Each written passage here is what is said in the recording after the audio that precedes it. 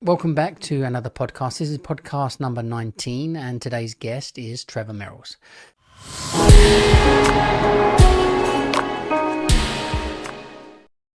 We're here with Trevor Merralls, who is, are you the leader or just the representative of UCG and UTAG? And I don't know the difference of those two. Well, first of all, thank you for inviting me, Dean. You're welcome. It's a pleasure to be here. I'm the General Secretary of the United Cabbies Group, which is a trade organisation that represents taxi drivers and knowledge of London students. And I'm also a director of UTAG, which is, as you know, a body that's set up through donations to defend, through the legal route, the taxi trade's interests. Yeah. So it's kind of like the UTAG is a legal arm and then UCG is the members? They're totally separate. Right. But they're separate organisations started by the same people? Yeah, but it was an idea of the UCGs that we felt that the trade needed to start looking at a legal route to defend some of our working practices. But unfortunately, all that comes to money. Yeah. And we approached a stakeholder just to ask, would you be interested in maybe getting a legal opinion? And the stakeholder, and I'll be eternally grateful forever to him, he arranged a meeting with a few stakeholders. And out of that grew UTAG, because the stakeholders understood without us defending our working practices, there'd be no one coming through on the knowledge. And without anyone coming through on the knowledge, they've got no business. Yeah. Yeah. And so we're all in it together. We are, I often say this, we're a family. We're a dysfunctional family. Not much. But we are a family because because the knowledge of London, the vehicle we drive, and Applying for Hire are all intrinsically linked. So when you go on this journey to become a London taxi driver, you start on the knowledge of London, hence where Wizan comes in. Yeah. But once you've done the knowledge of London, then you need to get a taxi, hence where the stakeholders will come in, your credit card machines, meters, taxis, etc., and your licence, of course, says Applying for Hire. And I would say this because I'm the General Secretary of an organisation. What the orgs give you is a little bit, it's like an insurance policy, isn't it? If you might need them for advice for medicals or parking tickets or whatever, it's there for you. Yeah. Would you say it's a necessity to join? I personally would say so, because I think, what have you got to lose? Because, you've got everything to lose. You've worked so hard to get your badge and bill. Yeah. And you can lose it quite easily through not saying the right things. Yeah. Not giving the correct answer, because TfL will, as a regulator, might ask you a question or might want a medical from you or something like that, and you're unable to provide the information they want. You don't fully understand the implications of DVLA2 and things like that. Whereas we got Angela and Karen who deal with that day in, day out. So they know what the regulator is looking for. They know what you need to ask your doctor for, etc., etc. Yeah. But it's more than just that, though, isn't it? Because we've just recently had a ballot on the UCG membership, and over 85% have voted in favour. We want next year's tariff increase. See, that we, as an organisation, what we do is we put it out to our members. Yep. So let them make the decision, and then that will be our policy. But democratically, putting everything out to people to vote upon sometimes doesn't work. So you're putting selective things out, or everything out to be voted upon? We put the important things out. Yeah. We don't need our members to turn around and say to us, should we if we're at a meeting with TfL, should we have a glass of water? Yeah. But if TfL turn around and say we want to do X, Y, and Z and bring that in, then I think that only right that you ask the people who are paying £15 a month their views on it, because ultimately it's going to affect them. Yeah. And you say £15 a month, that's for taxi drivers, and the membership for knowledge students is free. Yeah. And what would be the benefit for a knowledge student? What we would defend you if you get any, same things like points on your licence and things like that. Anything that could stop you becoming a taxi driver. Okay, so I am pretty unionist in my. And as I got older and became more unionist, I'm going to guarantee that you're probably a Mick Lynch fan. Well, I like anyone who would defend their workers and their members. And I know that the post have been on strike. I know you used to be a postal worker. Yeah, and I was a union official in the post office, so that's my history. So I would be pro the CWU as well. Yeah, and that's probably why you stepped into this role with the UCG. And was you railroaded into this position, or? It's a bit of a boring story, really. What it was is, once again, it was Twitter, and there was a group of taxi drivers. I happened to be on one, and there's the lovely Angela Clarkson, who's the UCG's Deputy General Secretary. But at the time, she was She's been in the industry over 30 years, and she put on Twitter that she'd never had pie mash. Can you believe it? A Londoner and never having pie mash? And she's from South East London as well. Obviously, she's from the posher part than myself. But so we all arranged to go down Manzeys, down Towerbridge Road, about 5 or 6 taxi drivers. And it was it might have been a Tuesday day or whatever it was in the week. And she'd never had pie mash before. And we ordered a pie mash, and I ordered a double, because that's what you've got to do. That's the lingo thing. I'm a pie mash expert. Dean's East London, but he does know the pie mash. Our pie mash is better than South East London. Yeah. So and out of that grew a friendship amongst 5 or 6 taxi drivers on social media. None of it was political or involved with alt. It was just friendship amongst cab drivers. Stay away from, I don't know, Tanner Street today. The traffic is diabolical. I've had a nightmare day. It's X, Y, and Z. And out of that, it was just arranged that we have a night, because we're all a bit worried about what was happening to the trade at the time. And I was invited along, and everyone introduced themselves, because by this time there's about 15 people coming along to this meeting at night time. Pardon me. And we all introduced ourselves, all spoke. And I don't particularly remember what I said, but I know that it was a bit shocking because everyone just stared at me, which is not the first time that's happened. But I thought, oh God, what have I done now? But it was, and that's how they went, God, the passion of what you put into it, because I do care. No, I've noticed that with you all the time, all the years I've known you. Yeah, and with that, someone suggested there was a UCG that was launched around about the time of the Olympics, but it was through no fault of the people involved. It was just dormant. It wasn't going anywhere. It wasn't attracting any membership. So we had a meeting with them, asked for a meeting, and just said, we need a home to come to. And whatever that number was at the time, the UCG might have had, I don't know, 25, 30 members. And it was an actual home. Yeah. And with that, I become what the UCG's campaigns manager, and I was given the task of organising demonstrations, which is not everyone's cup of tea. I get that, and I get the controversy of it. But of course, eventually our demonstrations were having 10,000 people attending. Yes. And with that, the UCG grew. I became the deputy vice chairman, and then eventually I became the general secretary. I think at the time, did Len Martin start it? He was one of the founders of it, yes. Yeah, because I knew Len quite well. And that's basically it. And then after that, I got the honour of being the general secretary of the leader, which is an honour. Yeah. Absolute honour. And you are enjoying your role, or you're finding it hard? It's stressful at times. Yeah. You do get frustrated because you look at the bigger picture and you worry, and things like the knowledge numbers. The last couple of years, knowledge numbers. They lead to sleepless nights because if you haven't got no one coming through, you've got no long-term viability. Yes, this has been our main thoughts of how we've tried to adapt. We're changing. We're making everything much more online, much more YouTube based. Just trying to stay afloat, really, and come into the modern world.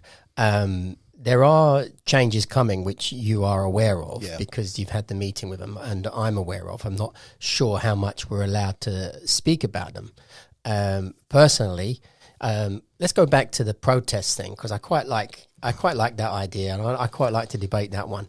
This is going to be similar, I suppose, to the people that threw the tomato soup on the Van Gogh recently. And it's kind of like you're making a protest to save the planet, but you just did it in a way that perhaps you shouldn't do. And this is the argument. How do we get your point That's across? where we have a difficulty being, we're taxi drivers, we're all working men and women, and we're individuals. Mm-hmm. Now, we don't need no trade union to negotiate our pay or our what leave entitlement we've got. Mm-hmm. But we have got issues going on within the trade. And the UCG took the decision that we would go on the demonstration trail. And I think we started off at Oxford Street, and people wondered why we chose Oxford Street. Well, it completely mucked up London buses for the day. Mm-hmm.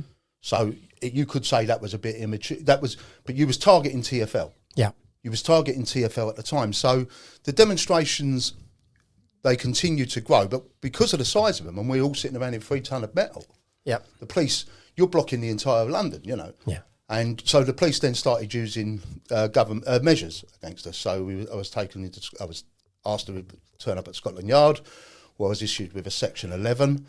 You was? Yes. Personally or the group? And on behalf of the UCG Yeah. being the... So we UCGs have Section 11s, Section 12s and Section 15s for incitement. Oh, wow. So we had to take a decision as an organisation that we're going to have to... It was because after 18 months of that, it had worn us out, to be honest with you. What do you think was the how successful was it at achieving our overall aims of what it was trying to do? But very limited, really, wasn't it? We got a letter into Downing Street. Yep. Because on the back of our grievances, we opened up a bit political there. At the time, the engagement policy was only open to not to everybody, but we got it opened up to anyone who wants to be in it, which is what's happened now. And of course, it led to the Task and Finish group at Parliament. Right. So in that respect, there was. But did we get what we was hoping for or aiming for? The answer to that is obviously no. No. If you had your chance again, do you think we could have done something else? Do you think there was another strategy that we could have took? Hindsight's a treacherous mirror, isn't it? Yeah. So if the trade could turn the clock back, to 2012, what the trade should have done is, rather than say is it a meter or not, it should have gone to court and asked, is this prime fire or not? And at the time, before the public even got a taste of it, there would be, in my opinion, not just mine, other legal experts' opinion is, there would have been no way you would have lost. So we can't see that in hindsight. But we can. History repeats itself, so we can take our lesson from that we've done, and hopefully, as things go on in the future, we make sure that we don't repeat ourselves with the mistakes that maybe we made. Yeah, but it's frustrating, isn't it? We're very limited in what we can do because we haven't really got much leverage, because the only people we pee off is the general public. Yes, and that's the problem. They are our customers. And it's not as if we're employed by anyone, that the employer gets the grief and they sort this, your workers out, for God's sake, sit down with them. What do they want? Come to an agreement. Yeah. TfL, it's nothing to do with us. We don't pay them. They're individuals. If they want to block. But what you have, and touch on it, there was I don't know if you're aware, the guys and girls that done Parliament Square for nearly 2 years. That's fantastic from them. But, there was numbers were very limited. And they were watching fellow taxi drivers carrying on work, and it's soul destroying, isn't it? Because the issues they were actually saying are issues that the trade needs to. Yeah. This was another aspect of the problem, is that we weren't kind of united enough. So my view, certainly on the protests, were, if we're going to do that, we need to be in for a penny, in for a pound. It needs to be everybody. You need to show the force. If you're not going to do it, and they've got us split like the Palestinian Liberation Front of Judea from Monty Python. Once they've got us split. Well, yes. I mean, that's one of the names that's been thrown at the UCG over the years. 12 nutters in a calf, the People's Front of Judea. And now we're apparently a cult. But the trade is like that, isn't it? Because it's awful like that. It's absolutely awful. Because there's no unity. Mm-hmm. But I might say, as the UCG might have a thing that this is our priority, but other people say that other things are the priority. But what we should do, and I've often advocated this, is agree. Let's all meet, and what we agree on, we all agree on, and work together on them. What we don't agree on, push to the back at the moment, because whether we like it or not, it's not about my ego or anyone else's. It's the fact of the matter is, the stark reality is that we got no one coming through on the knowledge. Yeah. And without that, we've got no long-term viability. Yes. Now, this comes down to then the strategy of TfL, and I've been thinking about this for quite a while. They had two options, which were to make the knowledge easier and pass people out quicker, which would encourage people to join on and start doing it, or not score the people that are on the knowledge, to keep them on the knowledge longer so that they've still got a job for the people they want to do. How long have you been out now? 56 was my first cab, so what's that? 16, 17 years? 16, 17 years. And so that's like, me and you must have known each other now for 20 years, nearly, thereabouts. And how old are you now? An old man. I'm a fat old man. I'm 58 now. 58. We were young men back then, Trev. I don't think I've ever been a young man, Dean. I've just been Morrissey fan and proclaimed just been a well, your hair was the same colour, but it was longer. Yeah, well, now it's just wash and go. It just goes after the shower. But you still look healthy and I try my best. Yeah, I am. I'm going to skate this week, definitely. Maybe a couple of times. I like to skate Victoria Park, and I still go to Romford Elm Park skate park. And there's a nice indoor one if it gets too cold at Barking. So yeah, but Paul's also a fitness freak. He's a bit of a tennis player. Yeah. I actually might have to challenge you at a game of tennis. I am good for one set. Same as me, to be honest. I always play better players than me, nick a set, and then I can't go any further. Knackering, isn't it? It's exhausting. And then after that, you're sort of walking to the shot that's just been played to you. And, I'm the same. And I get the ump because they're going to win now. And you think, like, if I was fit, you wouldn't win. So because I'm not fit. So we're here with Paul Byron again. Me and Paul are going to be interrogating Trevor Merralls from UCG and UTAG. Which I still don't understand the difference slightly. Why do we have to have two separate things? What I understand this kind of legal arm and this kind of the members arm, but why can't you have them together? Because not everyone who subscribes to UTAG is a UCG member, and they don't want to be a UCG member. And UCG is the, should we say, the political wing or provisional wing of. But UTAG is a separate entity made up of people in no orgs and some. Made up of stakeholders, made up of people who are supporters of the taxi trade. Yeah. And it's political, its aims are all legal. Right. It doesn't get involved in the politics of the trade, or should we, things like the age limits, or it's not right, they won't get involved in the knowledge. Its sole purpose is to set up to defend the working interest of the taxi trade. Hence why the Bishopsgate, which is still raw, because how the hell we can win as a trade and lose. We won 7 out of 10 with no refusal. They refused an appeal. They got an appeal, and it was turned over. We lost 10-0. I mean, and then we got refused permission for the Supreme Court. So if you were cynical, you would say that that's hardly British Justice's finest moment, and you could say that British Justice is the best that money can buy. Yeah. Are we cynical as a trade? I think we're I've not noticed it. Yeah. But then again, I am in the UCG and probably with like-minded people, and apparently we're all 12 nutters in a calf. Well, no, you might be. I don't know. The thing that's always bothered me is, and I've said it many times in the past, there are some people in this trade who shouldn't have a voice. And if you want to have a voice, then if you're not a member of a trade organisation, you can't really then say, the organisations are bad, but you're not a member. You can't really stand up and say you know better if you're not doing anything, if you're not being part of anything to make something better. And there's a lot of people in this trade that are Twitter screamers and shouting rubbish and abuse at loads of people for everything. And it's always bugged me that so many unarticulate morons in our trade that shout things and think they know better. Yeah, and I think that's probably the reason why we've got quite a few different unions. I might be wrong in saying that, but well, we did talk about it before you arrived. The People's Front of Judea and the what is the other one? We're a cult. We're the UCG over the years has been called the People's Front of Judea. 12 nutters in the cave. Yeah. Oh, okay. This is attacks on the UCG. Yeah, right. and now we're a cult. I mean, what we'll be next week is... But getting back on your point there, I mean, I do understand the frustrations that cab drivers might feel. Yes, true. I understand. But, there will be cab drivers who will obviously want to watch this podcast and listen to it just so they can be critical. Oh, yeah. Yeah, so I'll just say to them, though, I don't think you do the trade any favours whatsoever. Irrespective of what your views are on apps, Uber, shall we use them as an example? If someone puts on social media that they were ripped off by Uber or X, Y, and Z, I don't think it portrays the trade in a great light that we come piling in on somebody and trying to say, shame you never got raped. Yeah, you deserve that. Oh, yeah.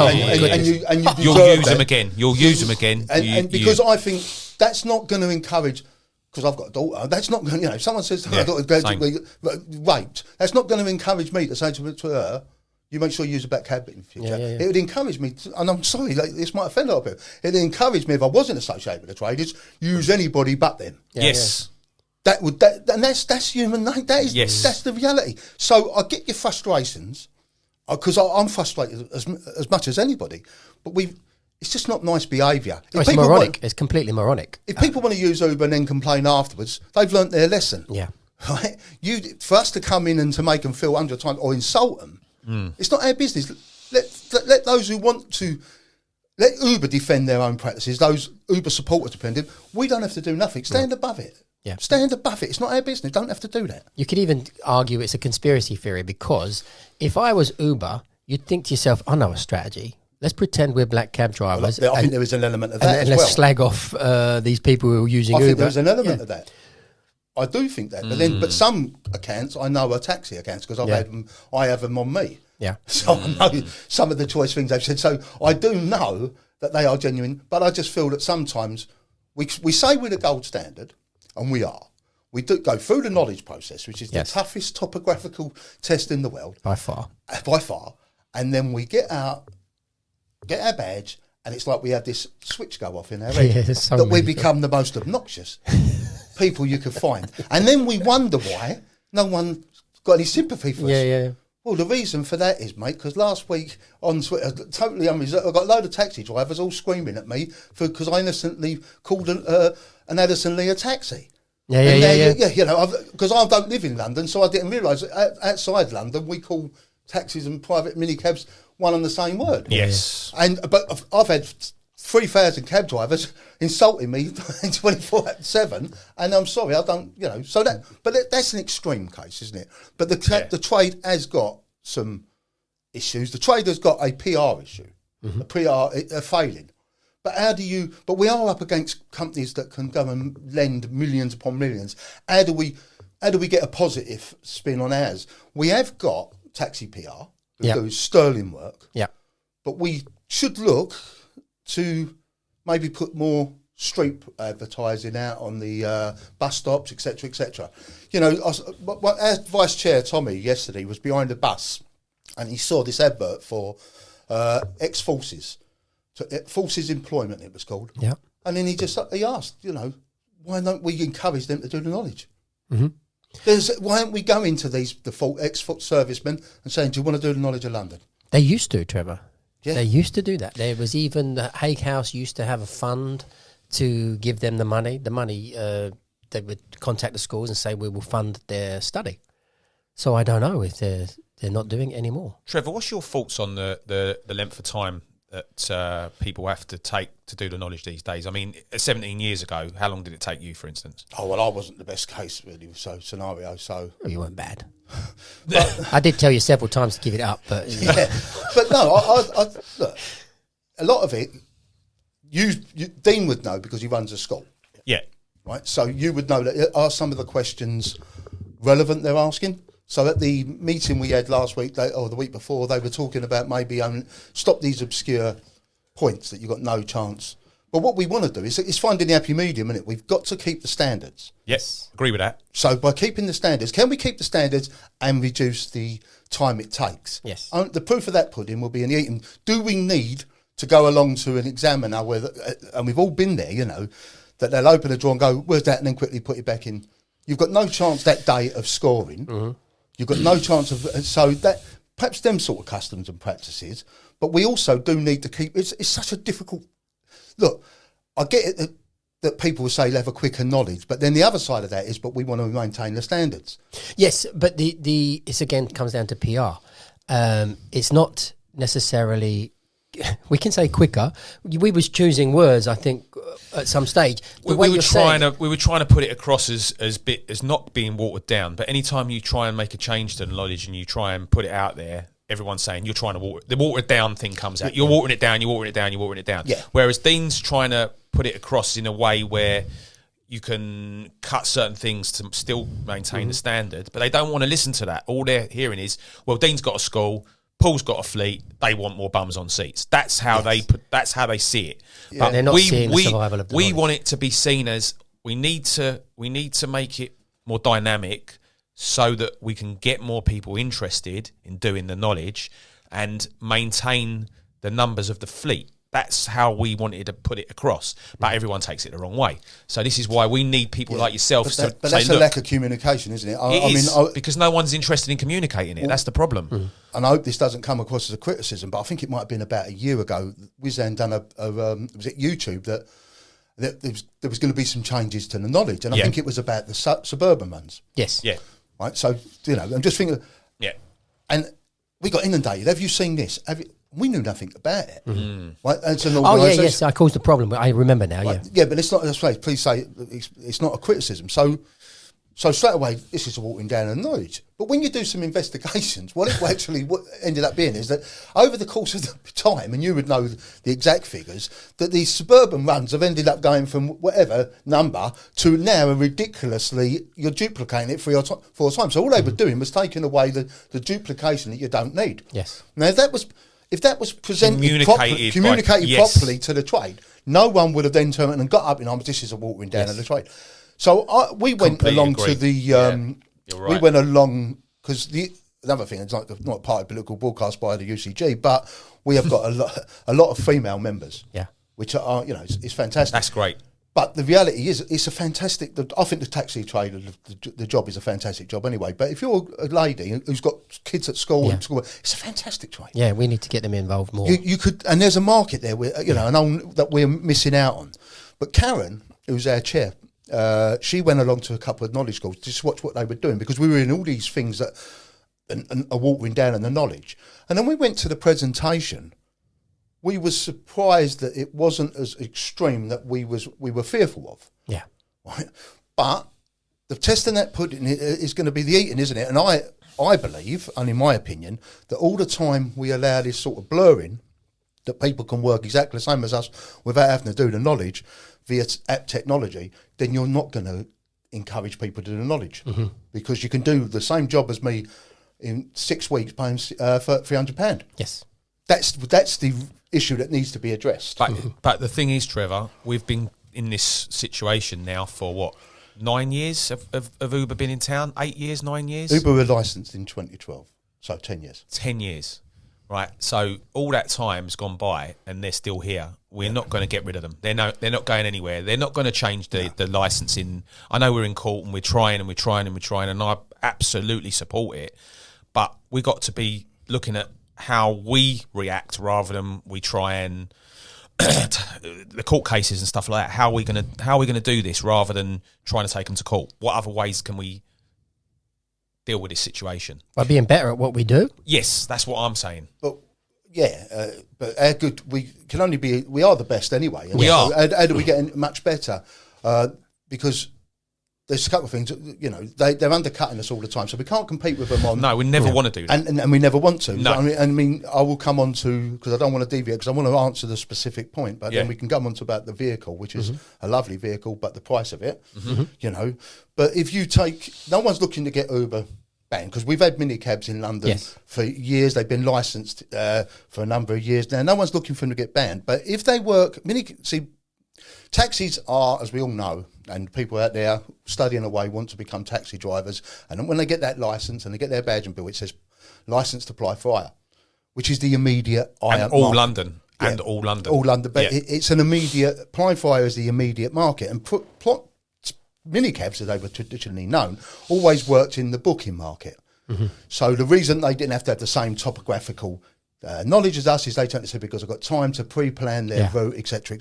Uber's come along and acted in the immediate market, acting like a ghost taxi, because you can get them immediately. They even call it an e-owl. Now, if you look at the Oxford Dictionary's definition of an owl, it is what the taxis do. They drive around waiting to be owled down. So they're acting. So I say, in whose market is the blurring occurring? Because I'm licensed to apply for hire all London, and I can do pre-booked because I'm qualified enough. Minicab, private hire, are only licensed to do pre-booking only. They're not licensed to be immediately hired, hence they don't have to do our knowledge, they have to drive the vehicles we have to drive. So there's a blurring that's occurred. Yep. So is the blurring in our market, or is it blurring in our market where they're neither licensed or qualified to work in, or is the blurring taking place in their market that we're not licensed to work in? See, and that's the crux of the matter, because it's a traditional British way of doing things that we just let the market forces dictate. Well, market forces, we're a regulated market for a reason, and that reason is to protect the public. Yes. For no other, it's not to protect me, you, or anyone out there in our livelihoods, it's to protect the public. So what would happen is, by allowing them to perhaps, or private eye to just bring it down to one tier, standards will naturally drop. Eventually something horrendous will happen to the public, and some bright spark will get up and go, you know what, we need to regulate this. Yeah. But you've already got it regulated. It's been regulated for hundreds of years. You've just allowed technology because... And, you know, it's easy to criticise TfL, and I've done that over the years, but in a bit of a defence for them, they was put under political pressure, wasn't they? And let's put it like that. And then, you know, the vehicle we got now, the taxi trade was right to want to, you know, to go clean. No one's going to dispute that. But we should have been given a bit of a longer time to achieve that. How much longer? Well, the legal advice I've received is quite a number of years because the furniture was not ready. The vehicle wasn't ready because you just told LEVC that from 2018 they've got to go electric. So we're paying, and you would know this better. Yes and no. What I will say is because they weren't ready for a fully electric, they went hybrid. It's a hybrid. Yeah, it's an hybrid that we're paying. If you looked at what's the latest figures, I think it's at 94,000 with interest with the £20,000 balloon. That's not anything to do with the vehicle. That's to do with interest rates. Yeah, but if you, right. So what I'm saying, No, but it's the interest rates have gone up big time. We all know that. yeah, but it's 4%, isn't it? I mean, I'd have to have a look at what they say. The interest rate, the base rate is 2.25. Yeah, but you've also got. So what I'm saying is you've got the 20,000 balloon at the end of it. So we've got an hybrid that can. So it's running on petrol. Because of the rush to clean. It's running on petrol and electric. But it's got a range of about 63 miles. Correct. I know, because I drive one. Right. So it's got a range, and in the winter, of course, in real terms, when the heating's on and the radio's on, the 40 miles. Yeah, exactly. Yeah. So we got that, but we are paying what we're paying for it. Yeah. With the furniture, the infrastructure is not there in London. It's just not. Yeah, you're talking about charge stations. And Charge stations, stuff like that. We got no other choice really. Yeah, we've got no other choice. Right. So I'm saying, but our competitors working in the market, i.e. private eye, they've got a choice of 6, 10, and if you look at Volvo, who own LEVC, they've just, is it the XC model they've just bought out? It's got a 230 mile range. Now, if a 230 mile range or an 150 range, that's you could do a day's work in the electric cab. And I love the electric cab. I'm not knocking it. All I'm saying is that the trade should have pushed back and turned and said, yeah, we want to go on this journey with you. Because, of course, we don't want to poison ourselves. Yeah. But we've got to be given a little bit of time. LEVC wasn't given a lot of time to develop the vehicle, hence why it's an hybrid. And whilst at the moment we all trying to say diesel, once diesel's been eradicated, the next thing they must come from, as day follows night, it'll be petrol, won't it? It had to be a hybrid at that point because of 2017. We wasn't ready. 2016 is when they first started developing it. It had to be a hybrid because at that point the technology wasn't there. The technology for charging infrastructure wasn't right, which you're quite right about. So that's why they went with a hybrid. So that the idea was that the urban mileage would be sufficient, so you'd get 60 miles, which you could probably do 7 hours shift on. The rest of it you'd have to either recharge. If you lived in town. If you lived in town, or if you don't live in town, they're quite happy for the petrol to be pumped out into the countryside, right? That's why they developed it like that. We don't know what went on behind the scenes. So none of us were party to conversations on why we couldn't wait any longer and go fully electric later. That's the legal advice that we've had. Yeah, was the trade should have pushed back on it, and you would have got the same time because you're publicly hired like buses. Yeah, you would have been given the time for the technology to be developed, and the technology wasn't there. And the problem they had, and I went to Coventry, and that's a long while ago now, and they told me the problem they had at the time, it's probably been eradicated now for a bit of range, is because of the weight of the vehicle. Yeah, yes, the weight's going to make a big difference. And they at the time the technology wasn't there to give a. It is battery. now. It is now. Yeah, the technology's there now. It is. You got bigger vehicles than. So as you said, like when they said, ranges. So in 2016, we was told as a taxi trade, you're going to be from January the 1st, you're only going to be able to have an electric capable vehicle. Yeah. Private hire was given to 2024, wasn't it? Right, or whatever. Not sure on that, but we had. So what I'm saying is that they were given longer. Now, and I'm not knocking it. I'm just saying that we allowed ourselves to be rushed in. We're going to have another lot of problems coming up now with more vehicles coming off the road on the new age, on the 12-year age limit, which is as confusing as It's confused a lot of people because TfL. I think it's even confusing TfL because they're sending out letters left, right, and centre. So yeah, they're all wrong. And we got no. So it's a perfect storm, isn't it? Whilst we're doing well out there at the moment, Yes. and long may that continue. Yeah. So hopefully that encourages people to do the knowledge. Yeah. But we got no one coming through doing the knowledge. We've got loads of vehicles coming off the road through age limit, and I like the TX, and it's not a criticism. I'm not one of those who said we shouldn't have had an electric taxi, but it's the best vehicle we've had, but we can't afford it. Mm-hmm. It's too expensive for what it does. And Paul's quite right because he's got a fleet, but looking at it the other day, which I did, it doesn't make no business sense. So I'm going to pay back £94,000 with and I've still got a £20,000, or I've still got a 20 grand balloon payment. That looks really shocking when you look at it, and when you first glance at that, and it's pushed around social media and all the rockets of rows that I've seen over it. It looks shocking. But what you've got to understand is that's not the price of the vehicle. No, I know. It doesn't cost £94,000. No. How much does the vehicle cost? 65. Around about that. And there's other ways to There's other ways to finance it. Yeah. You don't have to pay that balloon payment at the end. You can hand it back. Yep. Right. So that's one thing. There's other ways of buying a taxi, so you don't have to buy a brand new taxi. Just to be someone does. Someone that is paying 94 grand at some point. Well, this but not everyone. Is being. It's not for everyone. The 20 grand balloon payment is being added to the 65. No, or it's included in the 65. No, it's not included in the 65. That's all part of the 94, as far as I can see. So the 20,000 balloon payment means the vehicle is 85. Then 87. Without the interest on it. If I'm going to pay, you're selling me the vehicle, and you're telling me I'm going to pay 67,000. If I pay that right now, do I own the vehicle, or do I still owe you 20,000? If you paid me £63,000 for that cab, you don't have to pay 94,000. This is the point I'm making. So where does the balloon payment come from on top of the 60? It's a PCP.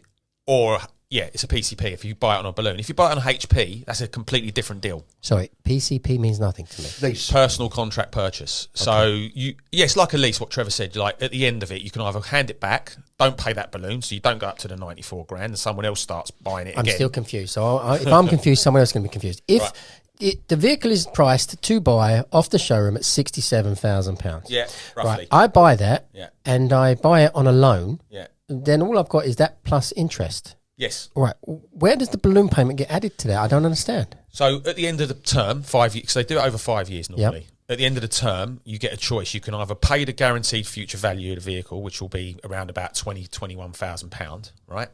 Or you can hand it back. Right. And then you don't pay that £21,000. Why do I need to pay that? I bought the vehicle on HP. Well, I've just got it up now, the latest, what they're saying. So the cash price of the vehicle is £73,831.80. Currently, so it's gone up in price. Yeah, it's gone up. Mm-hmm. You've then got, if you put down a deposit of £2,000, and you take the government grant of £7,500, it brings the vehicle down to 64,331. Right. That's your credit. That's your cash price. Yep. That's your credit at the moment. And then you've got your interest, which is, what's the interest at? 4%. But the APR makes it 9.4. Mm-hmm. So the total payment is £94,262. If you're paying the interest. Yeah, that's over 61 months. Is that a HP agreement, Trevor? That is the credit. It doesn't. Sorry, this is the thing. So it doesn't make it clear. That's why I'm saying that's a bit of a shock. Yeah, shock news thing where you don't have all the details. Not making There's it so clear. many different ways of doing it. Yeah, of course there is. There's so many. Well, the issue is, and everyone will have to make a business decision whether it's viable for them. Mm-hmm. But it's an expensive vehicle because it was rushed. There's no competition for it. Mm-hmm. Whatever your views. I mean, I personally I don't want us to lower our standards and allow any vehicle to be a taxi. Mm-hmm. That's my personal view. But I fully understand why other people might try and say, I want converted vans because you can get an electric. I don't think it works. I personally don't. I think a taxi is a taxi, and we should keep that. And one model. It doesn't work. It's not a fair competitive market. Exactly. But if I had the luxury of knowing that I've got the sole right to be immediately hired, like those of us of a certain age can remember when we did have that, then I'd be more inclined to, it makes a business case for me to maybe take HP out and buy the vehicle. Mm-hmm. But all the time the others can work in I would maintain that we're all working in a bit of a blurred market. Yeah. It's a scary prospect. That's price of vehicle. And that's what I'm saying, that the advice we got is that whilst the taxi trade should have been given longer, like the buses was, like the private hire industry were, but we wasn't. And we've been used by, you could be cynical and think that we've been used a little bit by Volvo as a guinea pig, because it is Volvo technology in the TXE, and now the Volvo, and there's no justification in the world that whatever you say, even if the taxi's £67,000, let's put it down and say it was only £55,000, it's only got a range of 63 miles. Yeah. Now, for £35,000 out there now, or even less, you can get vehicles with 180, 200 mile range. Yeah. So we are like the guys and girls who have bought Betamax when the world's gone VHS. Yes. Because what's going to happen in 5, 6, because what's the second generation TXE when it eventually comes? It's going to have a longer range, could be completely 100% ZEC. So what's that make the value of the vehicles, the TXEs? Yeah. Is it you got a major point there, but what I will say is I always look at this the other vehicles that are developed. So I'll give you an example: the BMW i3, you know, the small BMW. Yeah. So when that first came out, had a range extender, very very much the same as the Volvo and the taxi. And if you look at the reviews on that vehicle, people preferred the range extended one because they knew they weren't going to get range anxiety. So they could go on longer journeys without worrying about chargers, which was coming back to the point you were saying earlier about charging. There's not enough furniture. There's not enough chargers. There's still not enough chargers for everyone. Like, it's not just the taxi trade. It's the wider fleet of personal cars. It's still not enough. So I think there's still going to be a big market for these cabs that are out now because they do the job. They're all-rounders. They're all-rounders. You can go... I've been up to Manchester without charging. If you had to go on a roader, for instance, you would always be worrying about charging. This is why the Dynamo didn't take off, because people knew that 150 miles or 120 miles in the winter for that vehicle is not sufficient. Yeah. It wasn't all about, it didn't look like a cab because the Mercedes Vito was very successful. It was all about that range. The Vito was successful? How successful? Yeah, it was. I think it was really successful. Percentage of Vitos compared to... Airport boys, they love them because they get all the suitcases in. They're reliable because it's Mercedes. Nissan's reliable because it's Nissan. But because that vehicle didn't have a long enough range, it didn't take off. They've sold 100. 100 in, 5 years? Well, they're no longer selling. They're no longer... They But that vehicle should, if we're going to be totally honest, it perhaps wasn't fit for purpose to be a London taxi. Because of the range. The main thing was the range. The size of it as well was the size wasn't good. The size, do you know what? I don't think the size was the thing because it had 5 seats. It was the same size as a TX4 in the back. That's not really the problem. The problem is the range. It's a cottage industry. Yeah, because the guys that bought it, more of them than ever, were guys that lived around the M25 or inside the M25. I know plenty of them. And that's why they bought it, because they knew it would be good enough for a day's shift for them. Whereas the guys that own the LEVC, a lot of them live out in Harlow, Kent, lots of southeastern drivers, lots of northeastern drivers. And that's because they knew that they didn't have to worry about the range. I've always felt it's even though everyone says it's got low range, it's only got 60 miles, but it's not, it's hybrid. I don't think it matters. I think that you want one taxi and everybody wants competitors. Not because they're going to buy the competition, but to bring down the price of the one taxi they want to buy. So that means it doesn't work because I want to buy this, but you're too expensive. So if we had competition, maybe you'd have to compete with them, but we're still not going to buy that. So the competition's not going to come. I personally would like to. I like the purpose-built taxi. Yes. Right, because I've said before, the knowledge of London, the vehicle we drive, it's every part of it, and the applying for it is all intrinsically linked. Yeah. But we cannot get away from the fact that the vehicle is very expensive. Yes, it's expensive, and as you said, it hasn't. It's not got a great range. Now, because we've settled quickly and took this taxi and we've started using it, it kind of puts a band-aid on it for them. They can actually go on longer and longer before they come out with better technology to give us a better taxi. Yeah. Whereas if we had held out, they would have to have been quicker with the better technology and would have had the better taxi earlier. We would have. The legal QC told us that he believes that if we would have challenged it, we would have been given longer. We could never, and quite rightly, because the world needs, the air needs cleaning up. You're never going to be able to turn it, and nor should we be arguing that we should be driving diesels. No, it's terrible. And we've lived it. It was terrible. Right, so no one's saying that, but what you could have turned to say is you're unrealistic in 2016 to say to the taxi trade from the 1st of January, you can only buy an electric vehicle. Not only was it unrealistic, it was unrealistic as well to turn and say by 2020, 9,000 of them would be on the road when you didn't know the price. So at the time, I think, and don't quote me on this, but I think approximately a TX4 would have been about 45,000 pounds. To be fair, £45,000. So we're making a decision in 2016 of a vehicle that's £45,000. Oh yeah, we could definitely have 9,000 on the road by not knowing that this vehicle is going to come in at 57,500. Or more when you throw in the interest. So that was a bit of a learning. That's something that the taxi trade should have been pushing back and saying, well, look, we want to get there because we're not Luddites, because we're sitting in this pollution as well. Yeah. But we can't be used as an experiment for the entire of all of London. And that's what's happened. But they're always going to use the taxi trade as an experiment because we do the most urban mileage. So they're always going to go for the taxi trade first when they do these clean air projects, right? An electric vehicle, we all know electric vehicles cost more to develop than diesel and petrol vehicles. It's always going to cost more, whatever way you look at it. The way they dragged it out by telling us the price was bad. Like, they should have warned us a lot sooner what the price might be, so we could make a challenge. That I completely agree with Trevor on that. But I knew it was going to be a lot more. I knew it was going to be at least 10 grand more. But then if you chuck in the savings of what the range and the electric is, it kind of comes out at a status quo. Because if you look at it, kind of comes out, it's like an upgrade, but for the same price. But now people, with the prices and the energy crisis, it's the same price now as running it on petrol. It is. So you've lost, you've lost your savings, which was a selling point for the vehicle. It was, and inevitably, when they, after they finish with diesel, it's inevitably the environmentalists will turn and say about petrol pollution in London. It's because that's inevitable. And where's that going to lead the trade? So it's also inevitable, as day follows night, that the next taxi will be an 100% ZEC, it'll be an electric vehicle. When is that, though? When is that? But no quicker than another 2 years. But then I haven't got a crystal. But what sort of price are we looking at then? And what's the value of this vehicle? Why would I pay 70?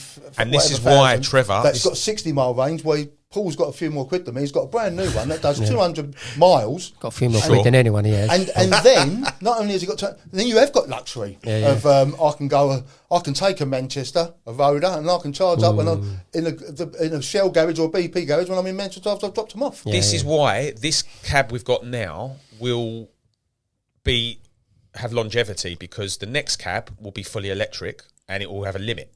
Right, whereas this cab now has got no limit. You can fill it up when you like. You can fill it up where you like. So, I actually like hybrids, and the reason I like hybrids is because they're transitional. Right, so there's so many vehicles out there in the market that are hybrids, and they're really popular because a lot of people want to drive on electric, but they're scared of charging. So having the taxi that does that is perfect, because you've never got to worry about charging it. Yes, the electric range is pretty bad, but right now, to put petrol in and electric, it's like the same money if you're charging on the street. Yeah. So we've got the best of both worlds. So when we had the petrol crisis, when we couldn't get petrol, we were all charging up. So this is what I'm saying about this cab. I know everyone's like, "Oh, you love this cab so much," but it's so versatile. But it's so versatile. Yeah, that's all. And you drive it, Trev, so you know that. Yeah. And as I say, and do you own it? Yeah. No, I don't. I rent it. Yeah. I can't make a business decision. I cannot make a business argument for owning it because it makes no sense. Because then I've also got the running costs and insurance and everything else. Makes absolutely no for me. But other people's financial situations, we're all different. Yeah. But for me, I can't make it because I prefer to be an owner. Yeah. But I can't make a bit of business judgment to own this vehicle because I think it's too much money. Yeah. For what it is, and then as I say, but eventually though. Because the vehicle is zero emissions capable. Yeah. Zero emissions. And so I asked TfL a number of years ago, so you can't get lower than zero. So what's the lifespan of the vehicle? What, you mean the battery? I'm talking about the vehicle, because make no mistake about that, they're going to come for it because it's hybrid. Yeah. So people are buying it and it is a lot of money. And I remember then you had the old fairway. Yeah. So it's a long while ago. I like a fairway. Right. So yeah, you liked it. Beautiful. I love them. And what was you used to say? You used to say the best thing is to buy a second-hand cab. Yeah. And then because it don't cost you a fortune, keep it maintained, and that's a sensible business way of. That's how you like to do your business. I remember you saying it many years ago, so I've got a good memory in there. Well, I used to pay about £7,000 a cab. Right. So, but you knew when you was buying that, as long as you had it maintained, and as long as it was roadworthy and in good condition, you could have that cab for forever. Yeah. But they moved that, they changed that. When was it longer than 15 years then, guys? Recently, isn't it? But when was the age limit longer than 15 years on a diesel cab?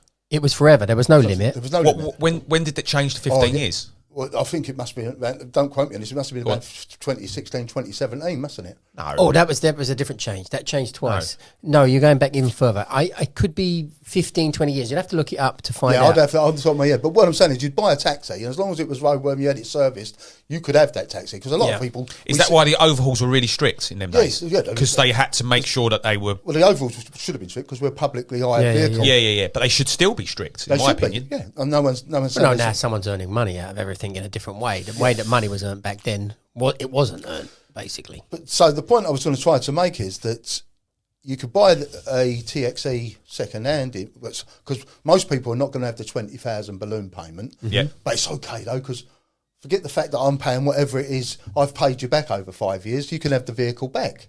Yeah. And I might well go into the showroom and say, you know what, I'll buy that 5-year-old vehicle. Yeah.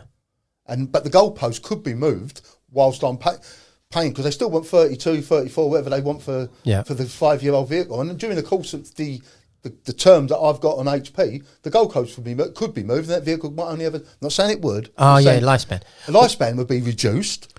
And what is the lifespan currently? 15. Well, 15 at the moment. 15 on a ZEC, On an electric vehicle... It runs on petrol. It's the only electric vehicle that runs on petrol. Hybrid. But it still It's a hybrid. It still seems to me that that is not a very green policy. That's my worry. That's not very... And so you'll think, once they get a full electric, then they think, oh, now we have a full electric, but we'll give you... You'd have to give a full lifespan. You'd have to just say the vehicle is running, it stays running. But where does that leave you if you're in the TXE? Because I think they reduced them. And were they such an expensive vehicle to start with, a lot of people are going to buy them second hand, and they're going to be over the 30,000 mark, and they're going to be those that have been returned because people couldn't pay the PCP or didn't want to pay the PCP. So it'd be a 5-year-old vehicle. Yeah. And because it's sort of a newish vehicle, we haven't had an influx of batteries going on them yet. How much were they? We have. But I know a little bit about how much about. I've only heard from the Twitter sphere. No, I was told by £20,000. Well, I was told a little bit less than that by a garage, but that's not the point. Is all them as the vehicle gets older, all them problems are going to. So you've got to look at other electric vehicles to worry about the battery. So at the moment, while the vehicle's under warranty, we don't worry about the battery unless it was damaged by misuse, which is very unusual, right? So once the battery runs out of warranty, which is 5 years, we're hoping that the battery comes down in price. It has to, because we're looking at history of other electric vehicles. The batteries have come down in price because they've got more efficient, right? So I don't think we need to worry as much as what people are worrying about on the battery. That's my view on it. Okay, you think in 5 years' time, if it's £20,000 now, which is under warranty anyway, won't be as much as that. It won't be as much as that. No, then, and you can get an extended warranty. They're already selling extended warranties up to 8 years now on these vehicles. Well, let's to make them viable, because like Trevor said, they're still going for £30,000 and 18 plate vehicles going for. So the only way to get that value is to extend the life of the warranty, because they're viable for another warranty. Okay, so let's look at the finances on that then. So you got a 4-year-old vehicle, 2018, is selling for what? About 30 to 35. About 34 is about average, about 34. So going back to my idea of buying second hand, it does look more viable to buy a £30,000 taxi than to buy a brand new.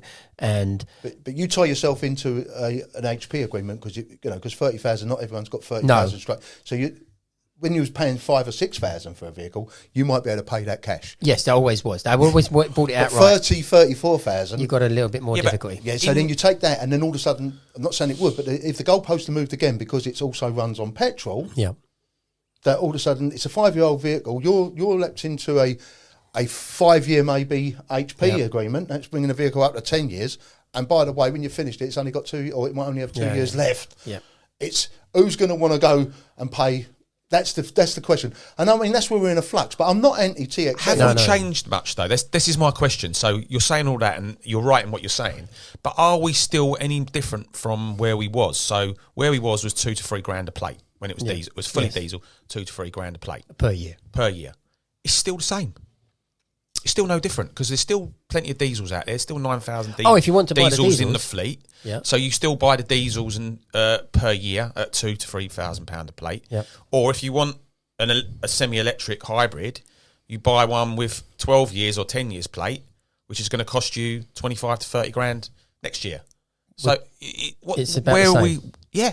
It's no different. Yeah. Nothing's really changed. The only thing that's changed is they've taken 3 years off to try and speed up their clean air policy, which has upset a lot of people, and rightly so, because they thought that when they bought that cab, that's what they're getting.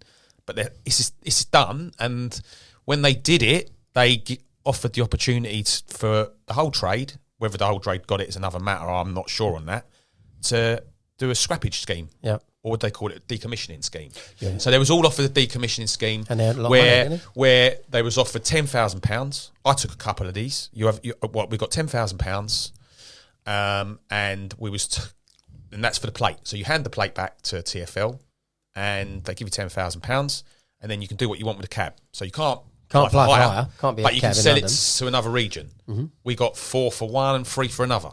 So we ended up with 14,000 for one, 13,000, which wasn't really that much different to the value of the cab. Yeah. So people had that opportunity. I know a guy that he wanted a TXE. He wanted a new TXE. He put his 15 grand down what he sold. He put 10 grand in himself. And I think he said he borrowed the rest, and he was freehold within 3 years on that cab. So, it's not the end of the world. That's what I'm saying. Then if you don't have that, if it comes to about 90,000, you've got 15 years? You've got 15 years. At the moment. So you've got to divide that 90,000 between 15 years, which works out at exactly. If you keep the same vehicle for 15 years from new and paid around £90,000 including interest, the running cost for the vehicle will be £115 per week, £500 per month, £6,000 per year. This does not include insurance or maintenance.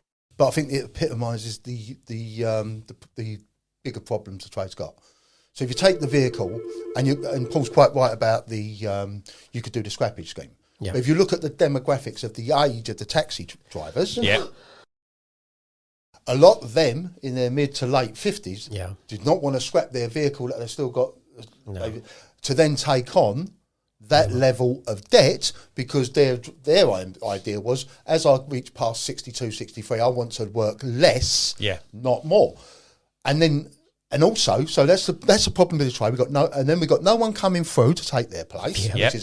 And then also, when we all used to buy, you took a decision. I was always a buyer, Masha, but other people chose to rent, right? But we only had approximately, and don't hang me on this, but approximately 56,000 licensed minicab drivers. Mm-hmm. In the meantime, we've now gone over 100,000 of them, all working in our market. Yep. So the security to go and buy... Scary. It's scary, because would I want to... When it was 40 or 1,000, I had the monopoly. I'll buy that on HP over 4 or 5 years, and I'll own it outright. Then I've got it, and I'll keep it maintained. I have a service regular, and I haven't got no worries. Now, the debt could be in 90-odd thousand, and I'm equally competing against, for my own work, not only just with private hire, but sometimes with taxi apps that will go under the meter. And that's the problem you got, because, that's the reality. And it really does encapsulate the entire problem we got, because if no one's coming through, if more people come through, because a lot of people say, quicker, and they have vested interest, don't they? Mm. So and I'm not saying that you most certainly don't, Dean, because I know your standards, but you could say, well, I've got a knowledge school, so it's in my benefit to make the knowledge as easy as possible, as quick as possible, and I'll get 20,000 people apply to do it. Mm. It's in my... But the reality of that is, and then if you sell taxis or you rent them out, get them all in, I can buy those. But then our standards would drop. If you want to maintain... we both hold a badge, so we don't want that. Exactly. So you want to maintain the standards. Yeah. But by maintaining... Human nature is, they've been allowed a taste. Private minicab drivers have allowed a taste of a market they should never have been allowed to work in. Yeah. And that is fundamentally, we can put as... they did say this at the meeting, it's like putting a plaster on an axe wound. because we can actually look at what we're doing with the knowledge, but all the time we don't address the elephant in the room. Yeah. It's not going to change nothing. I saw you say this in was it a GLA meeting? I think I said it 2 weeks ago. You said it in a meeting where you were sitting.